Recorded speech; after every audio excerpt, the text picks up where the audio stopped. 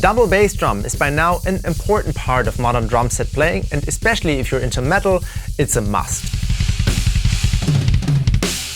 If you're just starting out, this video will give you 7 tips on how to avoid typical mistakes in order to speed up your learning process. If you want to go even deeper and want more specific exercises, check out the info box below this video.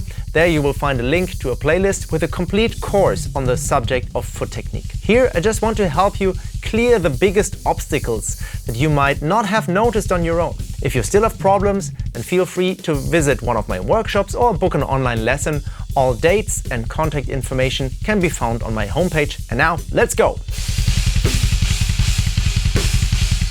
The first 3 tips relate to adjusting the pedals. Often it's not your technique at all, it's just that the pedal isn't working to your advantage yet. And one thing that I see a lot in this regard is that the 2 pedals are often not set up the same and aren't evenly spaced. The slave pedal is often far too close to the body. Position the hi-hat and second bass drum pedal so that both your knees are at the same angle. Most of the time, the slave pedal has to be passed under the legs of the hi-hat for this.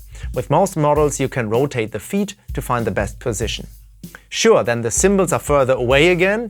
You can also position the hi-hat pedal between the 2 bass drum pedals. There are special hi-hat stands for this. But drum setup is always a compromise. If you rarely play the double bass drum, then the pedals don't need to be set up perfectly symmetrical. However, if your priority is to play the bass drum or bass drums evenly with both feet, they also need to be in the same position on the pedals. Incidentally, this also includes a general ergonomic design. Think of a typical setup with 2 bass drums. They are almost always symmetrical. If you only have 1 kick drum and a double pedal, the feet need to be in the same position. That means the bass drum is at a slight angle because it follows the natural direction of your leg. That seems strange at first, but it's actually totally logical. Having the bass drum right in front of you, pointing straight at the audience, is impractical because your leg is not here in the middle. The second is that the beater angle is way too small. You can only effectively transfer your power to the head if the mallet hits with momentum. To do this, however, it has to travel a certain distance, just like with the sticks.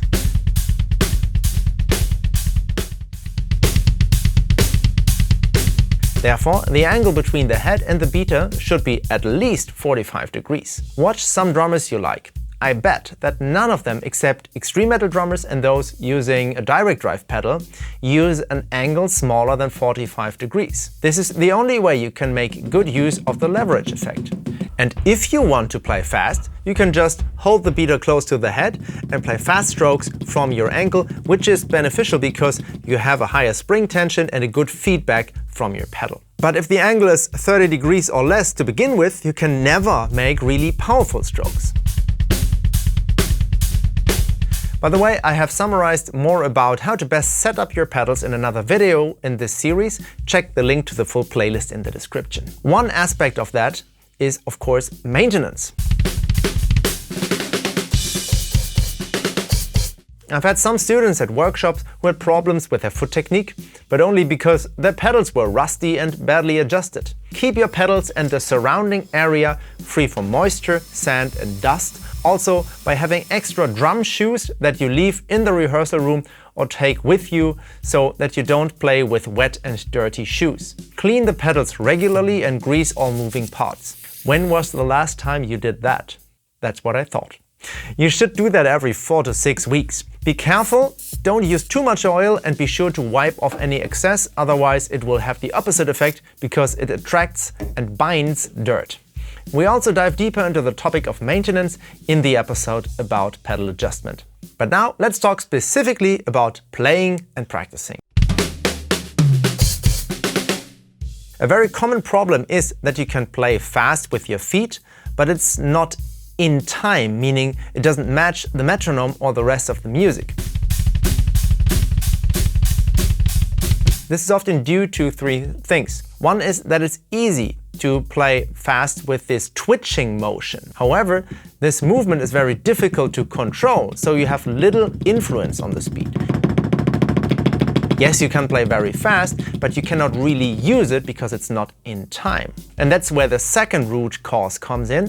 Many people don't practice playing the double bass drum in time. And the third reason, it's often not even noticeable, especially in the rehearsal room when you're playing together.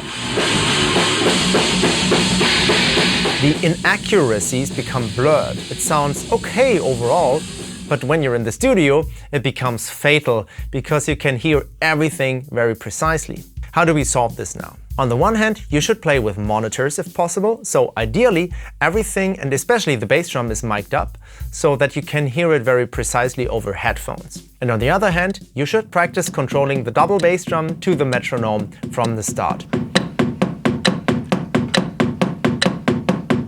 It shouldn't just run along, but the feet should be just as correctly embedded in the rhythm as the hands. You have to work your way up slowly because now your hearing is also being challenged, but you get a lot more out of playing slowly but with control.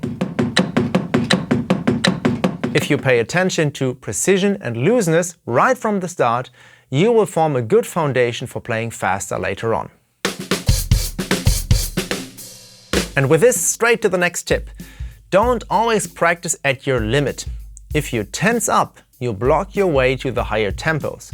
So work on playing relaxed and accurately and try to take these traits as far as possible. Yes, learning works by going to the limit where mistakes happen. We spend time there until we master one thing. But we mustn't practice the mistakes. Rather, stay just below this limit, meaning where you can still control it and still can play relaxed. After a while, you can play this tempo reliably and with endurance and then build on it, that is, increase the tempo. This path takes a little longer at first, but the learning curve will continue to point upwards even after a long time because you don't get used to cramping up or inaccuracies. If you still get stuck, the next tip might help you. Maybe you've gotten used to a way of playing and now you want to play faster, so you just increase the tempo. But somewhere you just can't go any further. You reach a threshold. That's because you have to adjust your technique depending on the tempo. Otherwise, it's like trying to walk faster and faster. At some point, you have to switch to running and then even sprinting. These are different movement sequences that you have to practice individually and then also the transitions between them. It's the same with the technique on the drums. So don't go to your limit and just keep pushing, because then at some point you'll compensate with strength and tense up again. You have to accept that you switch to a different movement and that the faster we play, the movements also become smaller. Often you push more because you want to play every stroke as loud as before, but we don't have the time for that. And that is okay, because remember that faster strokes create the illusion of loudness. In a slow tempo, you make big movements from the whole leg. From about 90 to 100 BPM upwards, it's a stomping motion, the energy coming from lifting and dropping the leg through the hip flexor. For faster strokes, from about 150 BPM upwards, you play more from the calf. And for the very fast tempos, you raise your leg through the hip flexor and only make very small movements with the ankle. And of course, there are some special techniques to play even faster. Of course, this varies depending on the person, pedal and its settings, and of course there are also hybrids. The important thing is that you are prepared for this and that you don't try to just keep increasing the tempo with the same technique. By the way, in the playlist you will also find a bonus video in which I go through all these techniques and hybrids in detail and in close-up in all different tempos. And the change in technique also means that we need to adapt how we count. At faster tempos, we no longer have the time to count or control individual strokes, just like we no longer read individual letters, but entire words. If you want to play faster, you have to get used to counting and playing in larger units from a certain tempo. For example, always 4 beats per pulse, starting with your strong foot as a point of reference. That works quite well because you can still intuitively tell if it's right, just as you can see at a glance that those are 5 lines. And with this simple trick, you can count much faster than if you counted each line individually. You package the information into larger chunks that you then process as one unit. And that's how we should think about music. Of course, the audience shouldn't hear that in the end. It's just your mental division, so that you no longer have to control every single note, but the rhythm as a whole. Because this is how we perceive music. We hear rhythms, melodies, and phrases. So don't try to play individual beats faster and faster.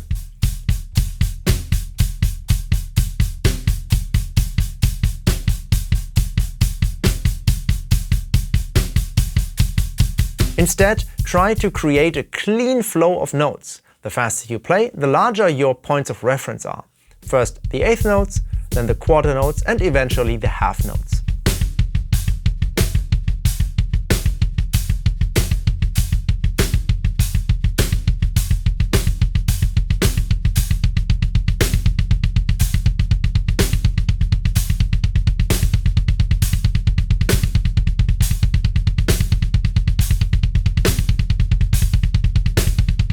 Finally, a bonus tip. Don't do too much at once. Especially on social media, you are bombarded by so many things that you supposedly have to practice, and in this series I also give you many concrete exercises. But you always get the most out of dedicating yourself to one or just a few things for a limited time, setting a clear goal and gradually approaching it. If you then make your progress measurable and concrete by using a metronome and recording yourself, you can celebrate your successes and stay motivated. How you can learn and practice even more motivated and effective, that's what this channel and especially my workshops are all about. So also subscribe to my other social media channels where I will always keep you up to date on current events. And those were my 7+1 most important tips to get you started. Of course, that wasn't the whole truth. I can never give it to you in a 10-minute video, but it ensues within you through learning, trying it out for yourself, practicing, questioning, and continuing to learn. Sometimes you will despair, and then you will find an answer. That is the learning process. It is not always easy, but you are constantly growing, learning more about yourself, and getting better and better on many levels. That's what this channel is about: personal growth on and through learning an instrument. If you haven't already, be sure to subscribe now if you want to know more about that. And very important, almost no one has walked this path alone. I hope these videos help you, but it's still best if you find a good teacher to guide you along the way, or at least take a lesson every now and then. I wish you all the best and hope to see you in the next video. Until then, take care and bye-bye.